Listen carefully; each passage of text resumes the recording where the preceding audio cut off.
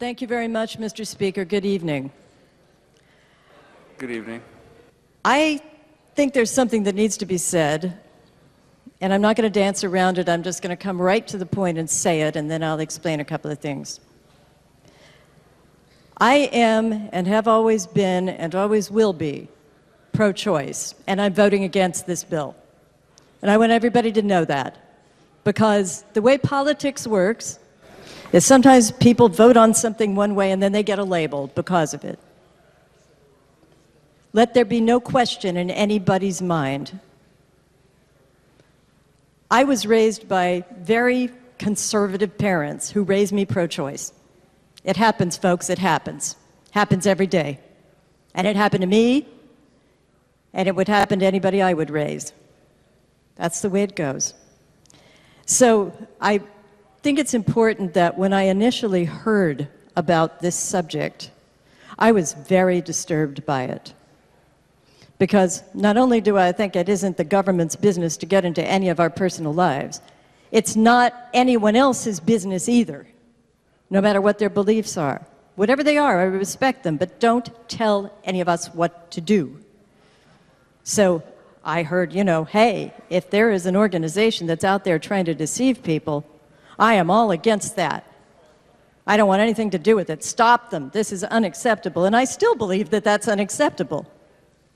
Nobody should engage in false advertising, deceptive things, deceptive operations. So initially, I was like, my God, and I was on record saying that. And then come to find out, it isn't clear. We don't know. There hasn't been a formal complaint. There is a process for dealing with this. And okay, one can argue that maybe a couple of people didn't know about it, but there had to be somebody with tens of thousands of customers or clients or whatever we want to call them. Somebody would have lodged a complaint, but nobody did. And then there's the fact that, no, this recourse isn't enough. We have to get the Attorney General involved, which is pretty ironic given what we did yesterday. I believe that if any business, any organization is found to have deceived someone intentionally or through negligence, they should be stopped. I think that my colleague, the ranking member of the Public Health Committee, his suggestion that pregnancy centers should display what they do, what they don't do, as should any other business, not just these people, but anyone else who takes it upon themselves to deceive people they are claiming to serve, ought to do that. But to structure this entire new statute and focus on one activity when we don't even yet have the clear evidence that there is a problem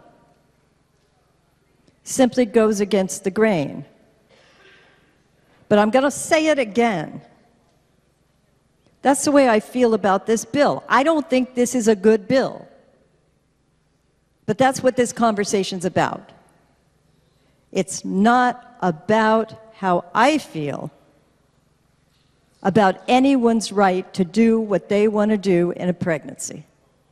Because I think they should have whatever right they want. And I will stand up for that as long as I live. But I'm still going to vote against the bill. I just don't want to see anyone putting a label on somebody because of the way they vote on this bill, because that would be dead wrong.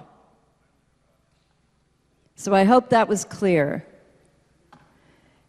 And I will not be voting for the bill this evening. Thank you, Mr. Speaker.